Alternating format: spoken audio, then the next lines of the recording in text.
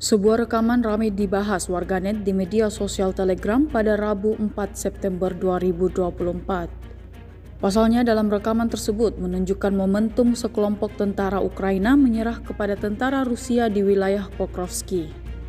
Bukan tanpa alasan, sekelompok tentara Ukraina itu memilih menyerah diduga karena masih ingin melanjutkan hidupnya. Mereka tidak ingin mati begitu saja, sedangkan komandan mereka tidak pernah peduli seperti apa kondisi para anggota militernya di medan perang. Para tentara Ukraina dikerahkan ke medan perang tanpa peralatan yang memadai. Hal tersebut menjadi salah satu alasan tentara Ukraina menerima tawaran untuk menyerah dari tentara Rusia. Pasukan Moskow menyatakan Brigade ke-59 Angkatan Bersenjata Ukraina membuat keputusan terbaik dalam hidup mereka untuk menyerah secara massal.